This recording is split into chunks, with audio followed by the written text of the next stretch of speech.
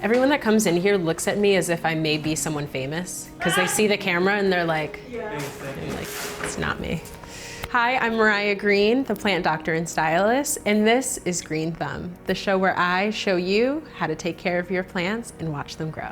Today, we're covering everything you need to know about propagation.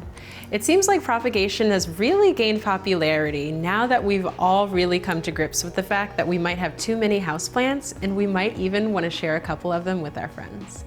Now, there are 5 different types of propagation methods, but the most common is called cutting. Cutting is the method of taking a piece of a baby plant from a mother plant and reproducing it all together. Now, under the method of cutting, there are 3 different ways that you can propagate a plant, and every house plant is a little bit different. Now, the most easy and accessible way to propagate is to cut your plant on its stem by the node.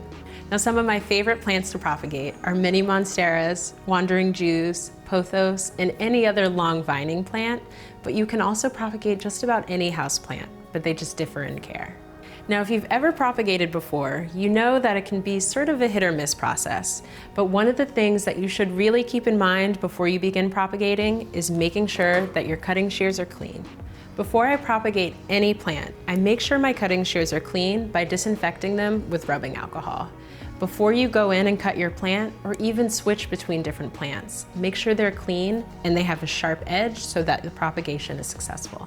Now, if you don't have cutting shears, you can absolutely use scissors, but A, make sure they're clean, and B, make sure they're really sharp so you get a nice and clean cut. Once you know that your cutting shears are clean, you want to check out your plant to make sure that you have enough space and that you can find the proper node to cut your plant.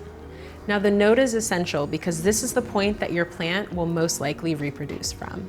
Now, the node, simply put, is just the point on the main stem that the new leaves are coming out of. And this can look differently on every plant. But on this plant, we have a main vine, and we can see that there are multiple points with new leaves coming out of. Now, the one node that you want to avoid is the newest one where the baby leaf is coming out. So you'll want to find an older point so that you're not disrupting any new growth. So on this mini monstera, I'm finding a point about 2 to 3 inches down, or maybe 2 to 3 leaves later, right underneath the node so that I can know that this will reproduce and all of the roots will grow into water. Now, if you've ever had a house plant and see any stems or leaves fall off, this is the ideal time to propagate. These pieces are parts of plants that fell off over time, and we plop them in water and we're just waiting for new roots to come. Eventually, within about 2 to 3 weeks, we'll move them into a tiny pot and we'll put the new roots into fresh soil. Another common plant that people love to propagate is succulents. Succulents are really easy to propagate, and it's really nice, especially when their leaves fall off on accident, because you can just throw them in soil and watch them grow. When you're taking a leaf from a succulent, you want to place it in succulent or cacti soil and allow the tip of it to dry over and scab before you put it directly into soil. You can also just lay it directly on top and the roots will start to grow over time. So over here, I'm at the propagation station at Tula House, which is super cool because this is a variation of different cuttings or just different leaves that have fallen off of different cacti or some that they've even cut that they're currently propagating. So a lot of these leaves here are in the process of propagating, which means that from the point that the leaf was cut off, a new piece is coming out of. And so they have these originally in dirt, and then they were transferred over here just to dry out and get used to the new climate that they're in.